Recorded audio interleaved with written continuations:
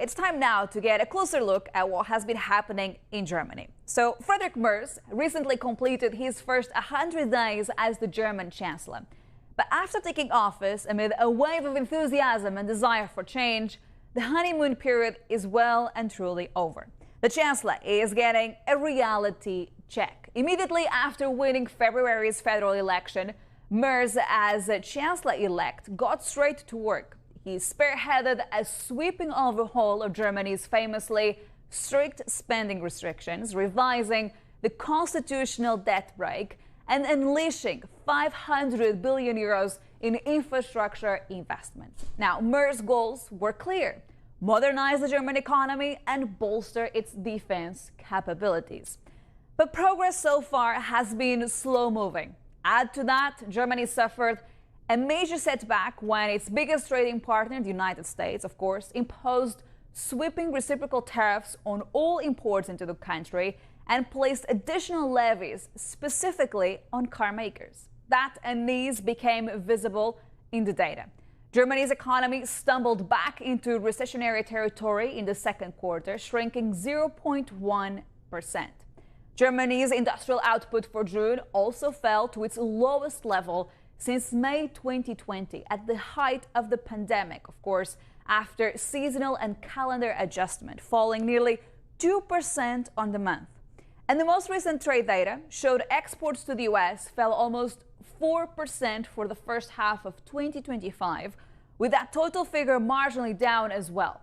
Exports to China, however, rose double digits. Now, the political fallout has been swift. A bombshell survey coinciding with Merz's first 100 days showed that the far-right, Alternative for Germany, has overtaken his Christian Democratic Party to take first place in the polls. Annette is joining us live this morning to digest some of the developments here.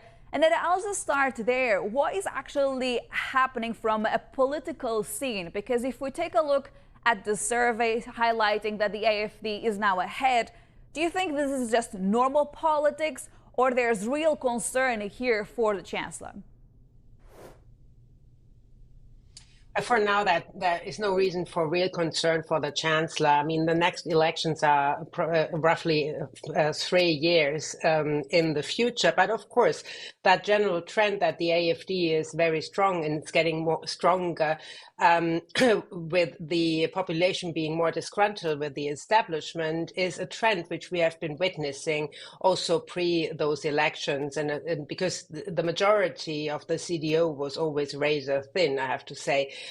So let me sum it up what Friedrich Merz did also for domestic policy, and that is probably the big reason for people being disgruntled, that reform or sort of loosening of the debt brake, first of all, didn't go down too well with everybody here on the ground in Germany, because we have been taught for many years as Germans it is really good not to overspend. And what he did now, of course, is to release that, or to reform that debt brake, or at least loosen it in order to invest a lot of money. So that is one reason what made him less popular in the beginning. And then, of course, he's cutting down on social spending, which is only a start. He has to do much more, this government, which, of course, also is not popular. And at the same time, the promise to actually cut down electricity costs didn't come through because of the need of no money to finance it.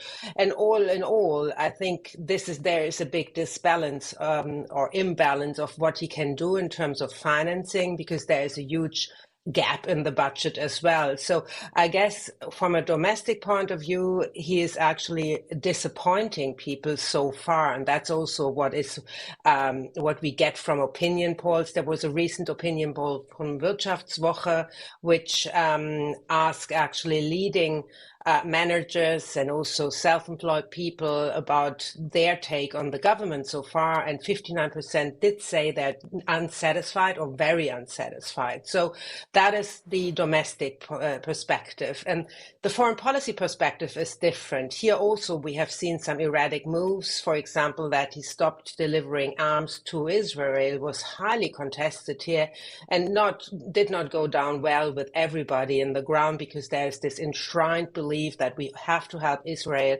whatever it takes. And he actually broke with that mantra.